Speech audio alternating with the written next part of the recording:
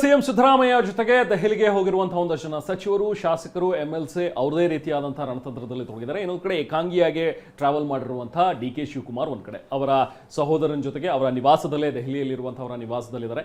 ಇನ್ನೊಂದು ಕಡೆ ಈಗಷ್ಟೇ ಎಂ ಬಿ ಪಾಟೀಲ್ ಅವರು ಕೂಡ ಮಾತನಾಡ್ತಾ ಇದ್ರು. ಕೆಲವೊಂದಷ್ಟು ವಿಚಾರಗಳನ್ನ ಗೊತ್ತಿಲ್ಲ ಅಂತ ಹೇಳೋ ಮೂಲಕನೇ ಮತ್ತೊಂದಷ್ಟು ಕ್ಲಾರಿಟಿಯನ್ನು ಕೊಡುವಂತ ಒಂದು ಪ್ರಯತ್ನವನ್ನು ಕೂಡ ಮಾಡಿದ್ದಾರೆ. ಅಂದ್ರೆ ಯಾವುದೇ ರೀತಿ ನಾಯಕತ್ವ ಬದಲಾವಣೆ ಅಥವಾ ಸಿಎಂ ಬದಲಾವಣೆ ಅನ್ನುವಂಥ ಒಂದು ವಿಚಾರ ಏನಿಲ್ಲ. ಏನಿದ್ರು ಕೂಡ ಈಗ ನೆಕ್ಸ್ಟ್ ಬರುವಂತಹ ಎಲೆಕ್ಷನ್ಗಳು, ಅದು ರಾಜ್ಯಸಭೆ ಎಲೆಕ್ಷನ್ ಆಗಿರಲಿ ಅಥವಾ GBA ಎಲೆಕ್ಷನ್ ಆಗಿರಲಿ ಅಥವಾ ಈಗ SIR ಪ್ರಕ್ರಿಯೆ ಆರಂಭ ಆಗ್ತದೆ, ಅದಕ್ಕೆ ಹೇಗೆ ಕಾಂಗ್ರೆಸ್ ಪಕ್ಷ ತಯಾರಾಗಬೇಕು ಅಥವಾ ಕಾರ್ಯಕರ್ತರನ್ನು ತಯಾರು ಮಾಡಬೇಕು, ಜೊತೆಗೆ ಜನರಲ್ ಹೇಗೆ ಒಂದು ರೀತಿ ಅದ್ರ ಬಗ್ಗೆ ಇರುವಂಥದ್ರ ಬಗ್ಗೆ ಜಾಗೃತಿ ಮೂಡಿಸುವಂತಹ ಒಂದು ವಿಚಾರ, ಜೊತೆಗೆ ಬೆಲೆ ಏರಿಕೆಗಳು ಜಾಸ್ತಿ ಆಗ್ತಿವೆ, ಅದನ್ನ ಹೇಗೆ ನಾವು ಟ್ಯಾಕಲ್ ಮಾಡಬೇಕು, ಬಿಜೆಪಿ ವಿರುದ್ಧ ಹೇಗೆ ಹೋರಾಟಗಳನ್ನ ಸಂಘಟಿಸಬೇಕು, ಇದೆಲ್ಲ ವಿಚಾರಗಳನ್ನ ಮಾತಾಡೋದ್ರ ಜೊತೆಗೆ ಒಂದು ಸಂಪುಟ ವಿಸ್ತರಣೆ ಅನ್ನುವಂಥದ್ರ ಬಗ್ಗೆನೂ ಕೂಡ ಚರ್ಚೆ ಆಗತ್ತೆ ಅನ್ನುವಂಥದ್ದಕ್ಕಷ್ಟೇನೆ ಸೀಮಿತ ಇಟ್ಟಿದ್ದಾರೆ. ಅಂದ್ರೆ ಇವತ್ತಾಗುವಂಥ ಒಂದು ಚರ್ಚೆ ಕೂಡ, ಇವತ್ತಾಗುವಂಥ ಒಂದು ಸಭೆ ಕೂಡ ಈ ಎಲ್ಲ ವಿಚಾರಗಳ ಮೇಲೆ ಇರುತ್ತೆ ಬಿಟ್ರೆ ನಾಯಕತ್ವ ಬದಲಾವಣೆ ಬಗ್ಗೆ ಇರೋದಿಲ್ಲ ಅನ್ನುವಂಥದ್ರ ಬಗ್ಗೆ ಒಂದು ಸೂಕ್ಷ್ಮವಾಗಿ ಹೇಳುವಂಥ ಒಂದು ಪ್ರಯತ್ನವನ್ನು ಎಂ ಬಿ ಪಾಟೀಲ್ ಅವರು ಕೂಡ ಮಾಡಿದ್ರು.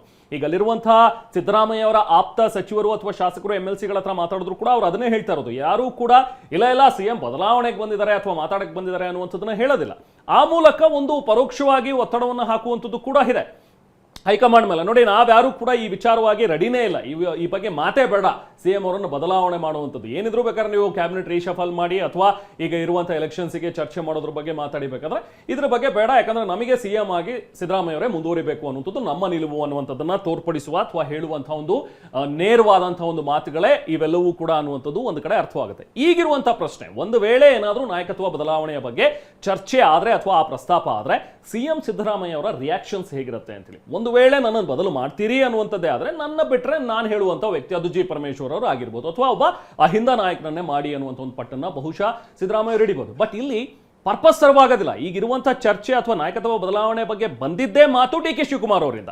ಡಿ.ಕೆ. ಶಿವಕುಮಾರ್ ಅವರಿಗೆ ಪಟ್ಟ ಕಟ್ಟಬೇಕು ಅನ್ನೋ ವಿಚಾರಕ್ಕೆ ಮಾತ್ರ ಸಿದ್ದರಾಮಯ್ಯ ಅವರನ್ನ ಬದಲು ಮಾಡಬೇಕು ಅನ್ನುವಂಥದ್ದಿದ್ದೆ ಬಿಟ್ರೆ ಬೇರೆ ಏನು ರೀಸನ್ಸ್ ಇಲ್ಲ. ಅವರ ಹೆಲ್ತ್ ಪ್ರಾಬ್ಲಮ್ ಏನಿಲ್ಲ ಅಥವಾ ಅವರ ಅಧಿಕಾರದಲ್ಲಿ ಏನಾದರೂ ಭ್ರಷ್ಟಾಚಾರದ ಬಗ್ಗೆ ಅವರ ಮೇಲೆ ಆರೋಪಗಳಿಲ್ಲ ಅಥವಾ ಬೇರೆ ಯಾವುದೇ ರೀಸನ್ಸ್ ಇಲ್ಲ. ಈಗ ಅವ್ರನ್ನ ಬದಲು ಮಾಡ್ತೀನಿ ಅನ್ನೋದಾದ್ರೆ ಏಕೈಕ ರೀಸನ್ ಇರುವಂತದ್ದು ಡಿ.ಕೆ. ಶಿವಕುಮಾರ್ ಅವ್ರಿಗೆ ತರಬೇಕು ಅಂತ. ಡಿ.ಕೆ. ಶಿವಕುಮಾರ್ ಅವರ ಪಟ್ಟೇನಿಕೆ ಅಂತ ಹೇಳಿದ್ರೆ ಮುಂಬರುವಂತಹ ಎಲೆಕ್ಷನ್ಸ್ 28ಕ್ಕೆ ಬರುವಂತಹ ವಿಧಾನಸಭಾ ಚುನಾವಣೆಯಲ್ಲಿ ಯಾವ ರೀತಿ ನಾಯಕತ್ವವನ್ನ ಮುಂದುವರಿಸ್ಕೊಂಡು ಹೋಗಬೇಕು, ಪಕ್ಷ ಸಂಘಟನೆಯನ್ನ ಮಾಡ್ತಾ ಹೋಗಬೇಕು. ಈಗೇನೋ ಸಿದ್ದರಾಮಯ್ಯ ಅವರು ಅಧಿಕಾರ ಅನುಭವಿಸಿದ್ರು, 2 ಬಾರಿ ಸಿಎಂ ಆದ್ರು, ಅವ್ರು ಹೊರಟ್ಬಿಟ್ರೆ ನೆಕ್ಸ್ಟ್ ಯಾರು ಅನ್ನುವಂಥದ್ರ ಬಗ್ಗೆನೂ ಕೂಡ ಬಹುಶಃ ಚರ್ಚೆ ಆಗುತ್ತೆ. ಸೊ ಹಾಗಾಗಿ ಡಿ.ಕೆ. ಶಿವಕುಮಾರ್ ಅವರು ಹಿಡಿದಿರುವಂತಹ ಪಟ್ಟು. ಬರೀ ನಾಗರಾಜ್ ಯಾದವ್ ನಮ್ಮ ಜೊತೆಗೆ ಇದ್ದಾರೆ, ವಿಧಾನ ಪರಿಷತ್ ಸದಸ್ಯರು, ಜೊತೆಗೆ ದಿಲ್ಲಿನಲ್ಲೇ ಇದ್ದಾರೆ, ಅವರು ಸಿಎಂ ಜೊತೆ ಹೋಗಿದ್ದಾರೆ. ನಾಗರಾಜ್ ಯಾದವ್ ಅವರೇ, ಏನು ನಡೀತಾ ಇದೆ ಸರ್? ಹಿಂಡು ದಂಡು ಬಹಳ ದೊಡ್ಡ ಪ್ರಮಾಣದಲ್ಲಿ ದೆಹಲಿಗೆ ಹೋಗಿದ್ದೀರಿ, ಏನು ನಡೆಸ್ತಾ ಇದ್ದೀರಿ? ನನ್ನ ವೈಯಕ್ತಿಕ ವಿಚಾರ ಕೇಳಿದ್ರೆ ಪ್ರಾಮಾಣಿಕರಿಗೆ, ಪಕ್ಷ ಲಾಯಲ್ ಇರೋರಿಗೆ, ಪಕ್ಷದಲ್ಲಿ ದುಡಿದವ್ರಿಗೆ, ಪಕ್ಷದ ಪರ ನಿಂತವ್ರಿಗೆ ಮಾಡಬೇಕು ಅಂತಕ್ಕಂಥ ಒಂದು ಕಡೆ. ಅಲ್ಲ, ಅವರು ತಡ್ರಿ ಅವ್ರು ಹೊಸಬ್ರ ಹಳಬ್ರ? ಹೊಸಬ್ರ ಹಳಬ್ರ ಅಂದ್ರೆ ಪ್ರಶ್ನೆ, ಪಕ್ಷದ ನಿಯತ್ತಿರೋ ಅಂದ್ರೆ ಹಳಬ್ರೆ ಆಗ್ತಾರೆ. ಅಲ್ಲಲ್ಲ, ನಾನು ಹೇಳೋದು ಹಳಬ್ರ ಆಗ್ತಾರೆ. ಗೊತ್ತಾಯ್ತು ಬಿಡಿ, ನಿಮ್ಗೆ ಗೊತ್ತಾಯ್ತು, ನಿಮ್ದು ವಾಯ್ಸ್ ಗೊತ್ತಾಯ್ತು, ಮುಂದುವರಿಸಿ.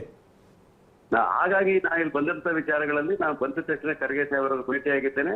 ರಾಜ್ಯಸಭಾ ಮಾಡುವಾಗಲೂ ಕೂಡ ಕನ್ನಡಿಗರಿಗೆ ಕೊಡಿ ಮತ್ತು ಪಕ್ಷದಲ್ಲಿ ದುಡಿದಂತವ್ರು ಕೊಡಿ ವಿಚಾರಗಳು ಹೇಳ್ತೇವೆ. ಮಂತ್ರಿಮಂಡಲದಲ್ಲೂ ಕೂಡ ಪಕ್ಷದ ಬಗ್ಗೆ ಅಪಾರವಾದ ಕಾಳಜಿ ಇಟ್ಕೊಂಡು ಕೆಲಸ ಮಾಡದಂತವ್ರಿಗೆ ಕೊಡ್ಬೇಕಾಗ್ತದೆ ಅಂತ ಹೇಳಿದ್ವಿ. ಅಲ್ಲ, ಈ ರಾಜ್ಯಸಭಾ ಬದಲಾವಣೆ ಬಗ್ಗೆ ಏನು ಮಾತಿಲ್ಲ ನಾಗರಾಜ್ ಅವರೇ? ಏನಂದ್ರಿ? ನಾಯಕತ್ವ ಬದಲಾವಣೆ ಬಗ್ಗೆ ಏನಾದ್ರು ಮಾತು ಅಥವಾ ನಿಮ್ಮ ನಿಲುವು ಬದಲಾಗಬೇಕು ಅಂತ? ನಾಯಕತ್ವದ ಬದಲಾವಣೆ ಬಗ್ಗೆ ಇಲ್ಲೆಲ್ಲೂ ಚರ್ಚೆನೇ ಇಲ್ಲ. ಅದು ರಾಹುಲ್ ಗಾಂಧಿ ಅವರಿಗೆ, ಖರ್ಗೆ ಸಾಹೇಬ್ರಿಗೆ, ಸೋನಿಯಾ ಗಾಂಧಿಗೆ ಬಿಟ್ಟಿರ್ತಕ್ಕಂಥ ವಿಚಾರ. ಅದ್ರಲ್ಲಿ ಯಾರು ಕೂಡ ಅದರಲ್ಲಿ ಮಾತಾಡ್ಲಿಕ್ಕೆ ಅಧಿಕಾರವೂ ಇಲ್ಲ, ವಿಚಾರಧಾರೆಯೂ ಇಲ್ಲ. ಅಲ್ಲ ನಾಗರಾಜ್ ಯಾದವ್ ಅವರೇ, ಈಗ ಏನು ಮಾತುಕತೆನೇ ಇಲ್ಲ ಅಂದ್ರೆ ಇಷ್ಟೊಂದು ಜನ ಹಿಂಡದಂಡು ಯಾಕೆ ಹೋದ್ರಿ? ಏನಾದ್ರು ಜಾತ್ರೆ ಗೀತ್ರೆ ನಡೀತಾ ಇದೆಯಾ ದೆಹಲಿನಲ್ಲಿ? 100% ರಾಜ್ಯಸಭಾ ಲಾಬಿ ಮಾಡೋರು ಇದ್ದಾರೆ, MLC ಲಾಬಿ ಮಾಡೋರು ಇದ್ದಾರೆ, ರೀಶಫಲ್ ಲಾಬಿ ಮಾಡೋರು ಇದ್ದಾರೆ. ಹಾಗಾಗಿ ಎಲ್ಲರೂ ಬಂದಿರತಕ್ಕಂಥ ವಿಚಾರ ಹೇಳ್ತಾ ಇದ್ದಾರೆ. ಏನ್ ರಾಜ್ಯಸಭೆಗೆ ಸಿದ್ದರಾಮಯ್ಯ ಕಳಿಸಬೇಕು ಅಂತ ಒಂದಿದೆ, ಅದು ಕೂಡ ಸೇರಿದೆಯಾ ಇದರಲ್ಲಿ ಪಾಯಿಂಟ್? ಇಲ್ಲ, ಆ ವಿಚಾರ ಮೀಟಿಂಗಿನ ಅಜೆಂಡಾ ಯಾರಿಗೂ ಗೊತ್ತಿಲ್ಲ.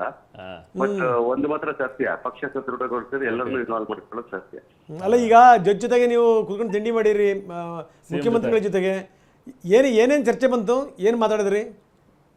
ನೋಡಿ, ಮುಖ್ಯಮಂತ್ರಿ ಜೊತೆಗೆ ಇರೋದಕ್ಕಿಂತ ಹೆಚ್ಚಾಗಿ ನಾವು ಪಕ್ಷದ ಜೊತೆಗೆ ಇರತಕ್ಕಂಥವ್ರು, ಮುಖ್ಯಮಂತ್ರಿಗಳ ಜೊತೆ ರಾಜ್ಯದ ಮುಖ್ಯಮಂತ್ರಿಗಳು ಸದೃಢ ಅಧಿಕಾರ ಕೊಡ್ತಾರೆ.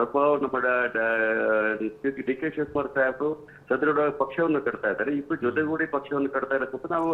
ಅಂದ್ರೆ ನಾಗರಾಜ್ ಯಾದವ್ ಅವರೇ, ಈಗ ಸದೃಢವಾಗಿ ಪಕ್ಷ ಕಟ್ತಿರೋ, ಸದೃಢ ಪಕ್ಷ ಕಟ್ತಾನೆ ಇರಲಿ, ಚೆನ್ನಾಗಿ ಆಳ್ವಿಕೆ ಮಾಡ್ತಿರುವಂಥವ್ರು ಚೆನ್ನಾಗಿ ಆಳ್ವಿಕೆ ಮಾಡ್ತಾನೆ ಇರಲಿ, ಹಂಗಿದ್ಯಾ? ಇಬ್ರು ಜೊತೆಗೂಡಿ ಅಧಿಕಾರ ಮಾಡ್ತಾ ಇರೋದು. ಇಟ್ ಇಸ್ ನಾಟ್ ನಾವು ಮೋದಿ ಸರ್ಕಾರ ಅಲ್ವಲ್ಲ, ಸರ್ವಾಧಿಕಾರ ಅಲ್ವಲ್ಲ, ನಾವು ಕಲೆಕ್ಟಿವ್ ಲೀಡರ್ಶಿಪ್ ನಂಬಿಕೆ ಇಟ್ಕೊಂಡೋದು ಅಲ್ವಾ.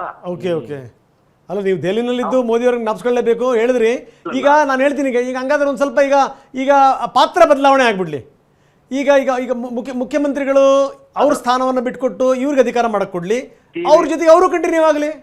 ಇಲ್ಲ, ಅದು ಟಿವಿ ಜೊತೆಲಿ ಚರ್ಚೆ ಮಾಡ್ತಕ್ಕಂಥ ವಿಚಾರ ಅಲ್ವೇ. ಪಕ್ಷ ಸಮಯ ಸಂದರ್ಭ ಬಂದಾಗ ಸರಿಯಾದ ತೀರ್ಮಾನಗಳನ್ನ ಸರಿಯಾದ ಸಮಯದಲ್ಲಿ ಮಾಡ್ತಾರೆ. ಯಾವಾಗ ಇನ್ನು 2 ವರ್ಷ ಬಾಕಿ ಇದೆ, ಯಾವಾಗ? ಇದು ಯಾವಾಗ ಪ್ರಶ್ನೆಗಿಂತಲ್ಲ. ದೇಶದಲ್ಲಿ ಕಾಂಗ್ರೆಸ್ನ ಕೇವಲ ಕರ್ನಾಟಕ ಸೀಮಿತ ಮಾಡಬಾರ್ದು, ಇಡೀ ದೇಶದಲ್ಲಿ ಕಾಂಗ್ರೆಸ್ ಸದೃಢ ಕಟ್ಟಬೇಕು ಅಂದಾಗ ಇಂಥ ಸಭೆಗಳು ನಡೀತವೆ. ಸೊ ಮೀಟಿಂಗ್, ಈಗ ಬ್ರೇಕ್ಫಾಸ್ಟ್ ಮೀಟಿಂಗ್ ಅಲ್ಲಿ ಏನ್ ಮಾತಾಡಿದ್ರಿ ನಾಗರಾಜ್ ಯಾದವ್ ಅವರೇ? ಹಾಗಾದ್ರೆ ಸಿಎಂ ಅವರ ಮಾತು ಅಥವಾ ನೀವು ಅವ್ರ ಜೊತೆಗೆ ಮಾತಾಡಿದ್ದು, ಸಿಎಂ ಅವರ ಮೂಡ್ ಹೇಗಿತ್ತು ಅವ್ರ ಮಾತುಗಳಲ್ಲೆಲ್ಲ? ಮಾತ್ರ ಮಾತಾಡಿ, ಪಕ್ಷ ಕೊಟ್ಟಂತ ಜವಾಬ್ದಾರಿನ ಎಲ್ಲರೂ ಕಾಯ ವಾಚ ಮನಸ್ಸ ಕೆಲಸ ಮಾಡಬೇಕು ಅಂತಕ್ಕಂಥ ನಮ್ಮೆಲ್ಲ ಶಾಸಕರ ಅಭಿಪ್ರಾಯ. ಹೈಕಮಾಂಡ್ ತಗೊಳ್ಳೋ ನಿರ್ಣಯಕ್ಕೆ ನಾವೆಲ್ಲರೂ ಬದ್ಧ. ನಾಗರಾಜ್ ಯಾದವ್ ಅವರೇ, ಈಗ ಇಡೀ ದೇಶದಲ್ಲಿ ಕಾಂಗ್ರೆಸ್ ಕಟ್ಟುವಂತ ವಿಚಾರಕ್ಕೆ ಸಂಬಂಧಪಟ್ಟಂಗೆ ನಾವು ಮೀಟಿಂಗ್ ಮಾಡಕ್ ಬಂದೀವಿ ಅನ್ನೋ ವಿಶ್ಲೇಷಣೆಯನ್ನ ನೀವು ಮಾತ್ರ ಕೊಡಕ್ ಸಾಧ್ಯ ನೋಡಿ ಕಾಂಗ್ರೆಸ್ ಅಲ್ಲಿ. ನೋಡಿ, ಒಂದೊಂದು ರಾಜ್ಯವು ಸದೃಢ ಆದ್ರೆ ಮಾತ್ರ ದೇಶದಲ್ಲಿ ಕರೆಕ್ಟ್ ಸರ್ ಅವರ agenda. Yes thank you very much Nagaraj Yadav. ಇದು ನಾಗರಾಜ್ ಯಾದವ್ ಅವರ ಮಾತು. ಕರೆಕ್ಟ್. ಸೊ ಅವ್ರು ಹೇಳೋದು ಇದು ರಾಜ್ಯಸಭಾ ಎಲೆಕ್ಷನ್ಸು ಅಥವಾ MLC ಜೊತೆಗೆ ಅವ್ರಿಗೆ ಕೊಡಬೇಕಾದಂತಹ ಸ್ಥಾನಮಾನಗಳು, ಇದ್ರ ಬಗ್ಗೆ ಮಾತ್ರ ಚರ್ಚೆ ಮಾಡ್ತಾ ಇದ್ದೀವಿ. ಎಷ್ಟು ಚೆನ್ನಾಗಿ ನೋಡಿ, ನಾನು ಅದಕ್ಕೆ ಹೇಳೋದು, ಸಂಬಂಧಪಟ್ಟಿರುವಂಥವ್ರು ಎಷ್ಟು ಚೆನ್ನಾಗಿ ಆ ಸಂದೇಶಗಳನ್ನು ರವಾನಿಸ್ತಾರೆ ನೋಡಿ. MP ಪಾಟೀಲ್ ಮಾತಾಡಿದ್ರು, ರಾಜ್ಯಸಭಾ ಚುನಾವಣೆ ಹೇಳಿದ್ರು, ಇವರು ಕೂಡ ರಾಜ್ಯಸಭಾ ಚುನಾವಣೆ ಹೇಳಿದ್ರು. ಅಲ್ಲಿ ಬದಲಾವಣೆ ಬಗ್ಗೆ ಮಾತೇ ಆಡ್ಬೇಡಿ ಅಂತ ಇಲ್ವೇ ಇಲ್ಲ ಅಂತ ಹೇಳಿ. ಸೊ ಹಿಂಗೆ ಕತೆ, ಪಕ್ಷ ಕಟ್ಟುವಂಥವ್ರು ಪಕ್ಷ ಕಟ್ತಾ ಇರಲಿ, ಆಡಳಿತ ಮಾಡುವಂಥವ್ರು ಆಡಳಿತ ಮಾಡ್ತಾ ಇರಲಿ.